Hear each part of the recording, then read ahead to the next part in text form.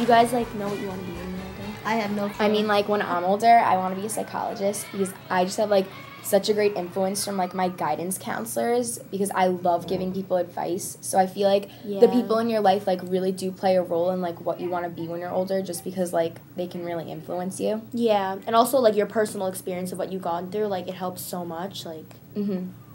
I have no idea what I want to be when I grow up. And that's what high school's for. You, like, learn what classes you like and stuff. My parents are kind of, like, pushing me into being, like, an engineer kind of thing. Yeah. But, like, and I'm okay with that, I guess. But, you know, I think I'm going to, like, do stuff in high school, like, doing, like, the tech classes just to see if, like, that's something I would actually want to do. Yeah, which is, like, I think the best thing about high school is that you get to test and choose. Like, it's not like college where you have to pick your major, pick your minor. It's like, okay, do I like this class? Do I like that class? You have options, you know? Yeah. You can play around a little bit, like, with what you want to do. What about you, Shiv? I don't know. I'm stuck between two things, either medical or business, because they're completely. Because I like business because you can, like, there's so many things that you could do inside business that even if you, like, don't want to do one of them, there's always that other thing that you can do.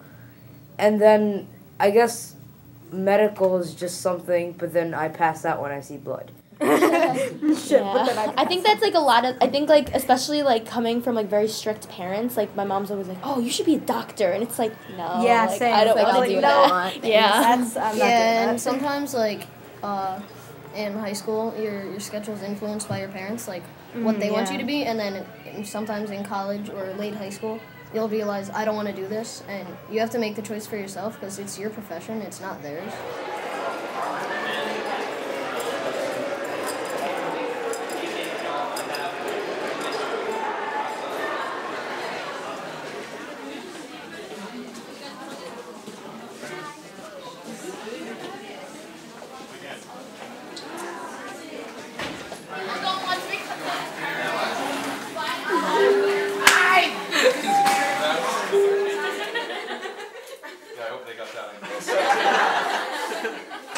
So that's where we are. So let's sort of pick up with where we are. Every time you have communism, what political system do you also have? Go ahead. Okay, a totalitarian government or dictatorship. When you have democracy, what kind of economic system is implied, Lydia? Regulated capitalism. And here is where we're sort of just introducing a new philosophy, and so this one will be tougher. Be careful, think before you answer. When you have fascism, what kind of economic system is implied?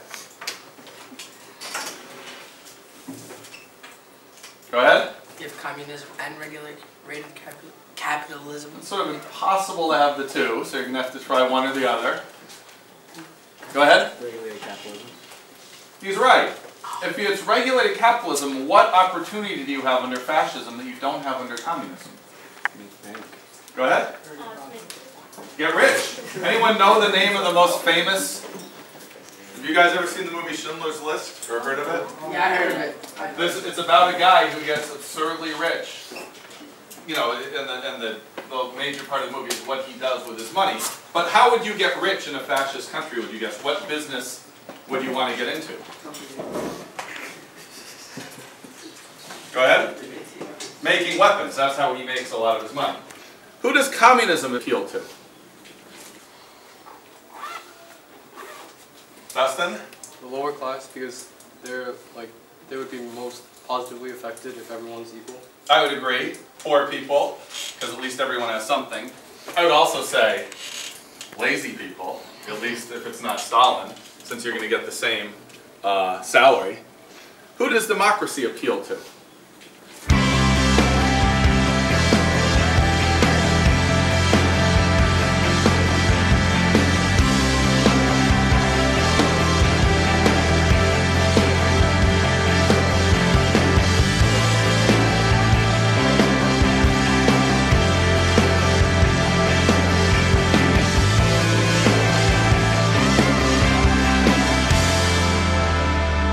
I've been roaming around, always looking down at all I see.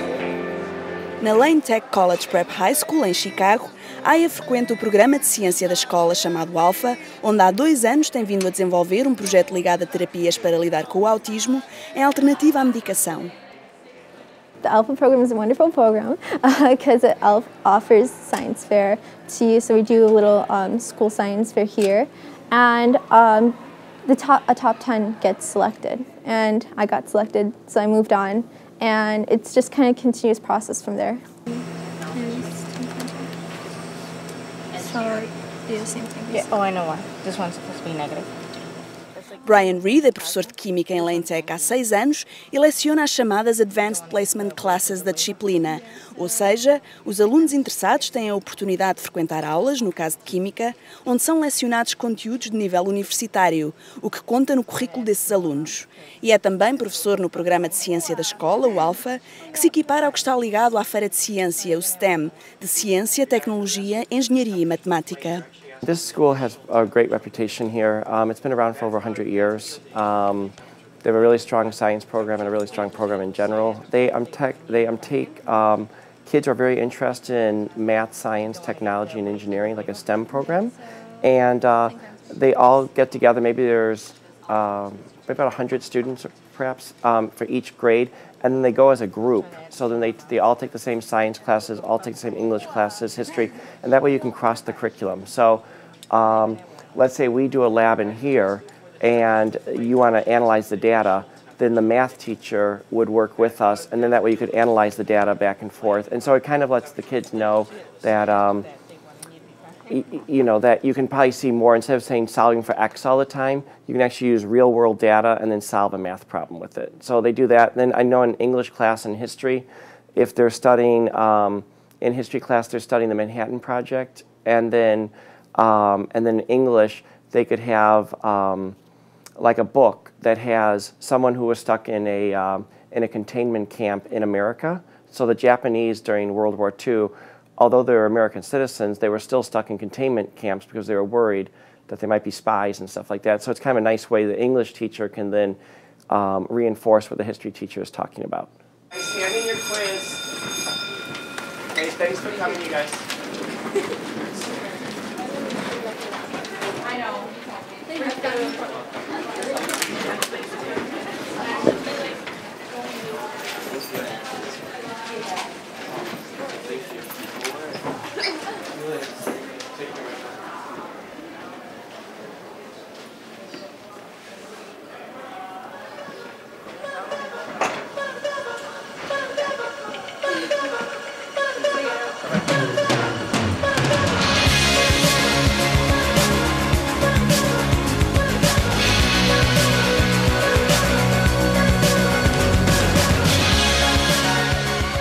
Tal como o nome da escola indica, L.i.T.U College Prep High School, trata-se de um estabelecimento que prepara os alunos tanto para o ensino superior, como promove o contacto do estudante com as exigências competitivas do mundo do trabalho.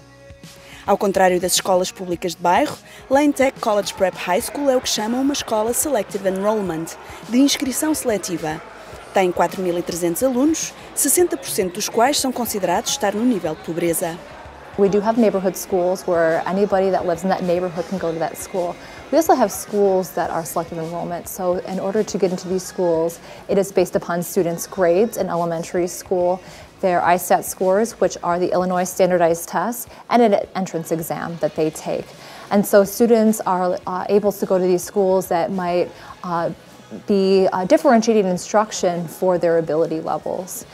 In addition, the selective enrollment schools in Chicago, they also focus on students' backgrounds. So within Chicago Public Schools, they have a tier system, which is basically identifying socioeconomic status, the education of their parents, taking all those factors in consideration, and then choosing from those areas students. There's an equal amount of students from each one of those areas that can come to a selective enrollment school. This ensures that regardless of their parents' education or socioeconomic status, they're being given a fair share in the educational process.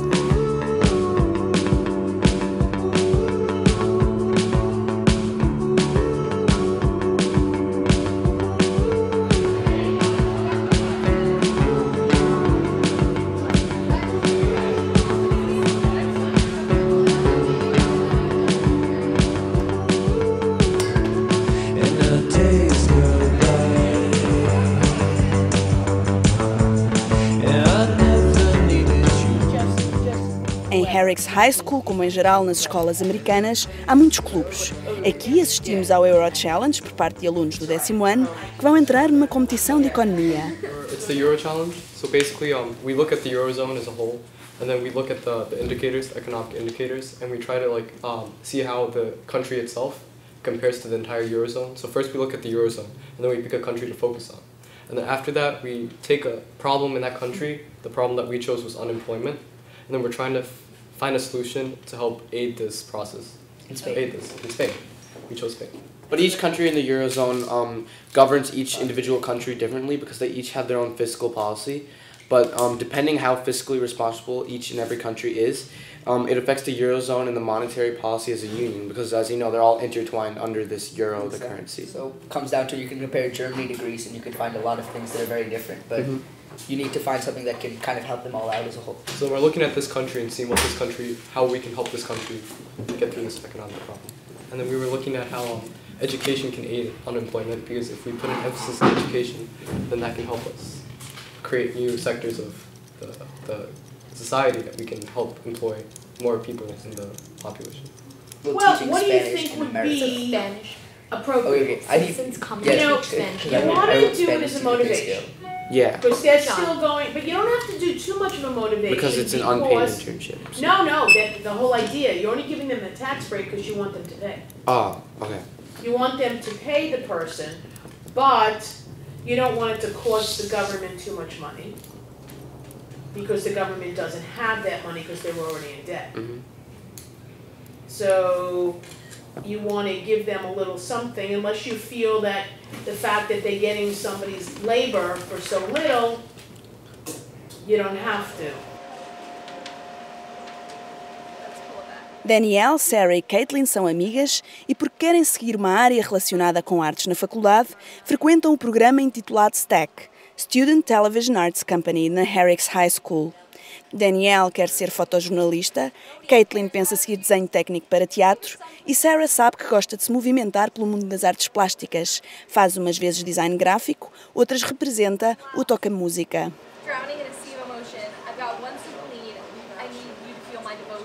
Sometimes we make friends with each other and then we hang out outside of STAC, or sometimes we know each other beforehand, but the great thing about STAC is pretty much everyone's your friend here. Everyone's nice to each other. I would not dare walk down the hallway looking like this. No. But around them, it's just hilarious. Yeah, we just have comfortable with each other. I heard about it in the 8th grade and it sounded like an interesting program. I didn't know anything about it until it was a couple days before applying. I didn't expect to get in because you had to audition for it, but I did and I've been here ever since. Yeah, we both went the same. We auditioned the same year, so we got in the same year.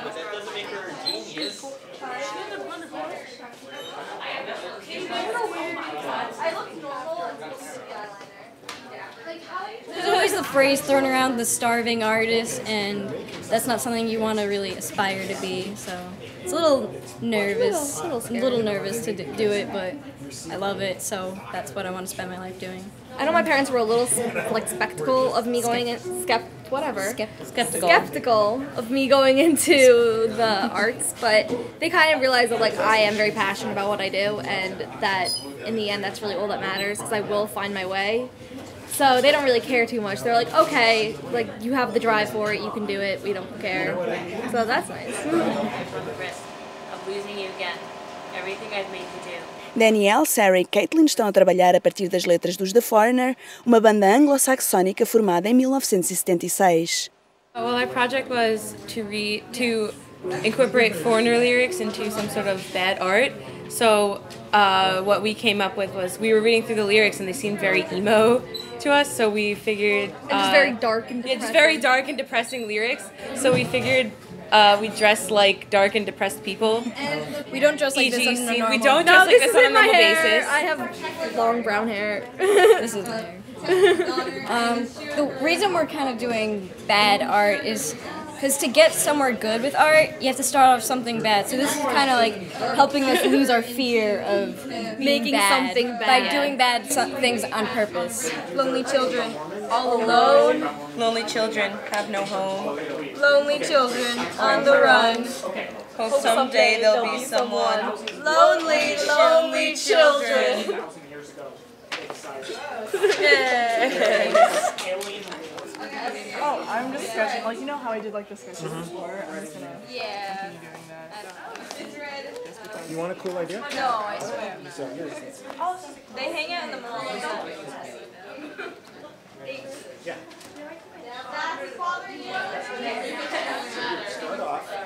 It's been like 5 minutes. Yeah, so you start off by tracing where you think their limbs are. Yeah. You can see Caitlin's bond. I know. That helps. That's what I was thinking. They're more colorful. They're more colorful. You know, you can't help. You're making something and you think it's just fun, but where are the ideas coming from? Why are you attracted to that? Why is that fun? I'm just doing this stupid thing. I like doing this. But it's got to be something deeper than that.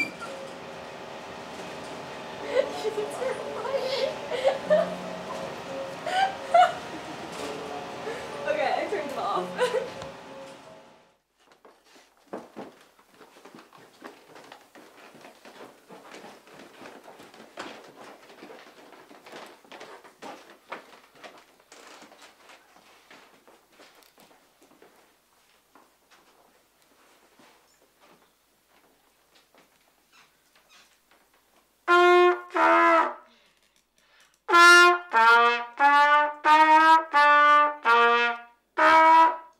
Individually, I mean, I've had a lot of great teachers. I've had very patient teachers, and they really love the work, and they want you to learn, and they want you to succeed. I just think more widespread, that's not the case with a lot of the teachers. Caitlin chegou a querer ser professora primária, mas a sua área de interesses mudou enquanto crescia. Hoje está na Universidade de Auburn, Alabama, a tirar uma licenciatura em Ciências Ambientais, campo que diz ser promissor. I've done a lot of internships and outside jobs because I like learning outside of school. I think it's important to learn outside of school when you can, where you can, especially if it's a topic you're interested in. In 2010, I did a summer in Indiana working with exotic cats, lions, tigers, cougars, things like that. Then I did the Disney College internship. I did that for 6 months. I did an internship with the EPA. I did an internship at the Democratic Convention in 2008. Anything outside of basic learning, I think it's more fun to learn that way for me, personally. I like to learn outside of school. À exceção do Belize, nas Caraíbas, em que esteve de férias com a família, Caitlin nunca saiu do país, não conhece o mundo como nos refere e acrescenta não acompanhar muito o que se passa no resto do planeta em termos de atualidade informativa. I know that they're picking a new pope. I know that that's happening today. I think it was Argentina, right? I live on campus. I'm in a dorm, so I don't have a TV. But a lot of the news that I see is stuff online. Social media, I think you can follow the news as long as you're responsible about checking the facts. Além dos trabalhos de casa e do trompete, Jake ocupa os seus finais de dia a ver televisão e a jogar videojogos. É também grande fã de banda desenhada, que costuma ser oferecida pelo pai. I'm thinking I want to be either an astronaut or a construction builder because I'm good with Legos and I'm satisfied with space.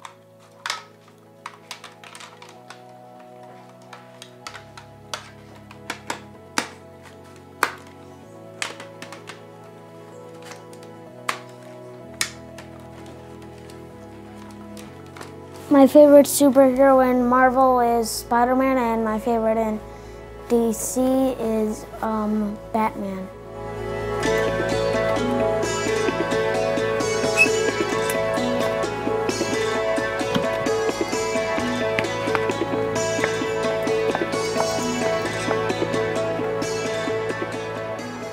Excuse me? Yes. Can you please be my sponsor for people that have been affected by Hurricane Sandy? And what does that involve? Like, can you just sign right here? Like every time I play my trumpet, like you give me like a coin. So when you play trumpet, I have to give you a coin? Yeah. Can you please sign it?